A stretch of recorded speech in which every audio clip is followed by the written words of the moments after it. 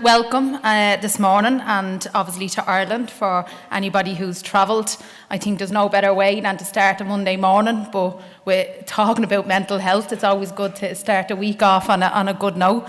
I'm going to maybe tell you briefly a little bit about me specifically in the area of mental health and why I use the platform that I have to engage with communities in relation to mental health. So, like Ricky said, I'm from the west of Tallaght, and it would be one of the most deprived areas in the country in relation to socio-economic resources and income inequality and education inequality. So throughout my career, I found my engagement with mental health being very focused on those most marginalised and deprived groups and their access to services. And I suppose working in the addiction sector, obviously mental health, my first kind of real introduction to the area of mental health would have been in relation to dual diagnosis. And obviously the lack of services and access to help in Ireland for dual diagnosis. We still have a system in Ireland where, you get sent from pillar to post in relation to addiction and mental health. And there seems to be still, we've just actually launched a plan in relation to dual diagnosis, so I'm hoping that can change and that the mental health services and the addiction services can work together in relation to building joint care plans for anyone experiencing dual diagnosis. But then when I went on then to into Trinity College really, and then into the Shannon, I was attending really amazing mental health events. And I was learning so much, and I was learning something new all the time, and I felt really empowered by it. But every time I looked around the room, what stood out to me most was there wasn't people from the communities that I came from at these events. And I kind of felt that, that needed to change. And how can we bring sometimes the people that need the services the most actually are the least likely to be able to access them, and how can we actually change that culture and encourage young people from working class and low economic backgrounds into them spaces. So from there I decided last December to use the platform that I have to organise an event called Tallaght Talks, and that was kind of on the back of a cluster of suicides in the community where in the space of 3 weeks, 4 or 5 young people had taken their lives in a very small community. So we had this event, and the biggest thing that came out of that event was 2 things actually. One of them was that there was these services that they only became aware of in their communities after the fact. So after the crisis had happened, after the life was lost, and they were confused about how they didn't know about these services before.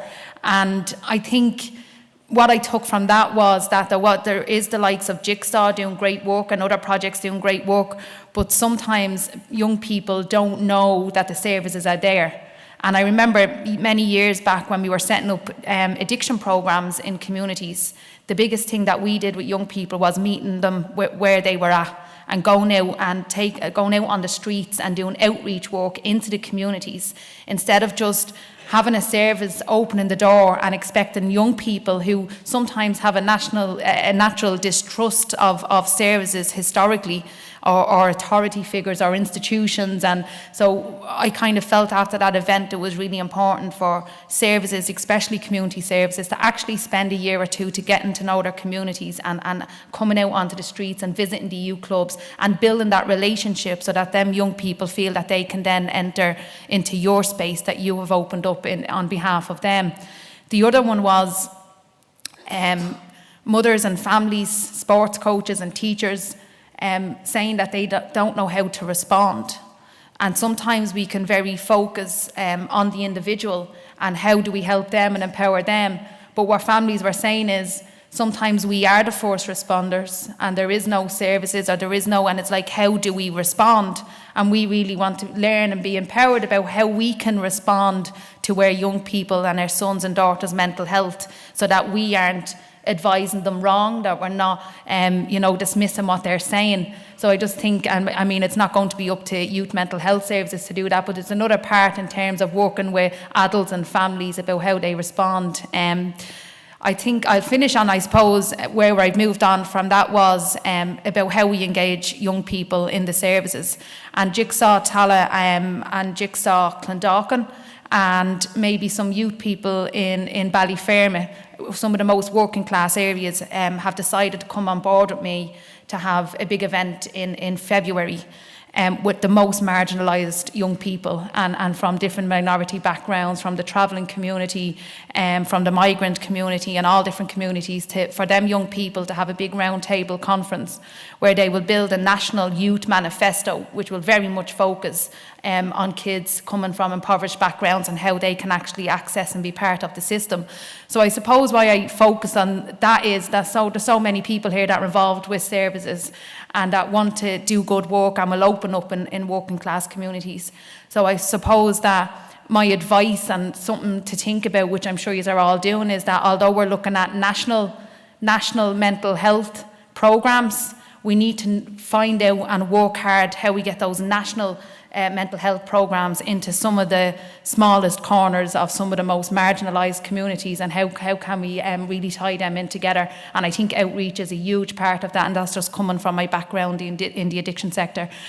So I'm delighted to be here today and maybe just share a little bit about my involvement and why I care so passionately about it. And I wish I could spend the 2 days here, but unfortunately I can't. I'm on the education committee tomorrow, and we just launched also a positive mental health in schools plan.